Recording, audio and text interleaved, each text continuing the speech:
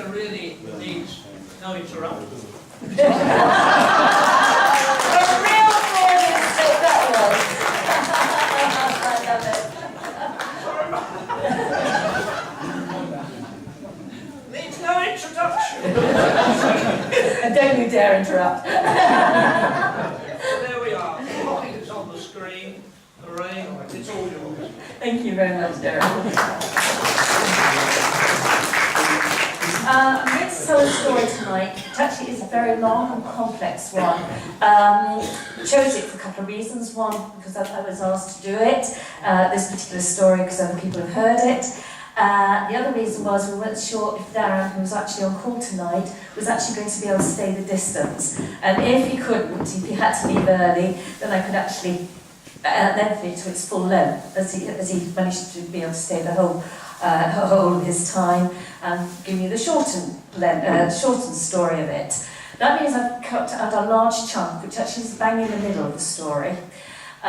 It shouldn't make a great deal of difference from the way it runs. It just goes into much more detail. I'm also missing out quite a bit of the complexities of it. Having said that, it will be published in its entirety in the Dover Society magazine. Alan wants to do that, probably over 2 or 3 copies.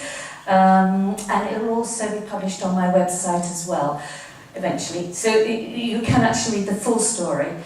I think, to my mind, as a local historian, it's actually my favourite story. I love it. It shows Dover off as its worst, best, or whatever way you want to look at it. It's just so beautiful. Somebody ought to make a film out of it, I feel. There we go.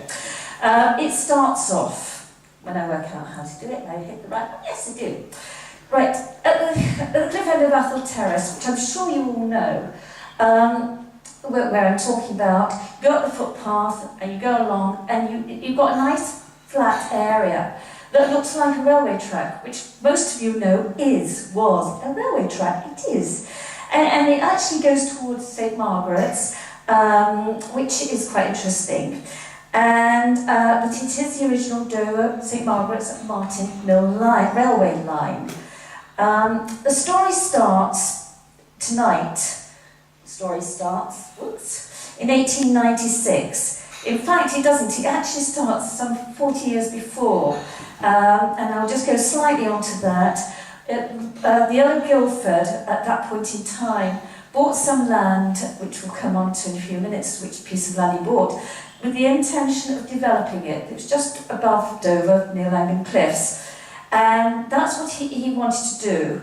And this keeps him coming back and forward into this story as well. But the idea was sown some 40 years before 1896, but it's in 1896 things start really taking off. It was in that time, on that year, the Undercliff Reclamation Act for the building of a new Dover was going to take place, or was going through Parliament for the South Foreland. It was actually sponsored by 3 people, one of whom is William Crundle. Well, I'm sure we've all heard of Sir William Crundle. He was Mayor of Dover 13 times, and he was also a member of the Dover Harbour Board.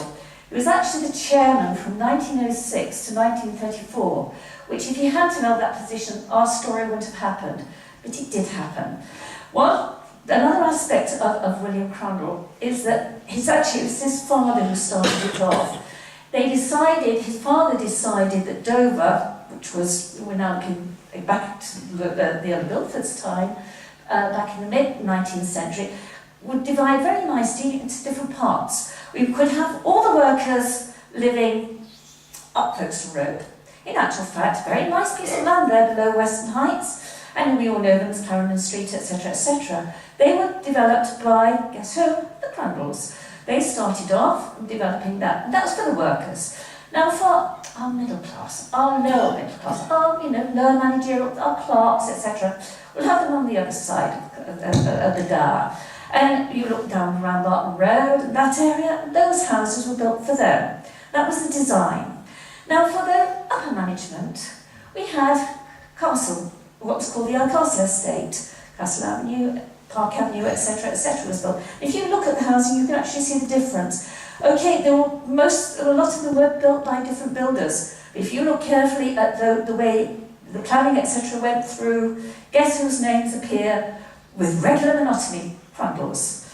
And so what we needed, these two gentlemen, by this time Dad had died, but what we needed, said Sir William, was people, houses for the upper class. Those who don't work, who do not sully their hands with dirt, etc., but collect all the money. And they were the ones who were going to live on our new estate.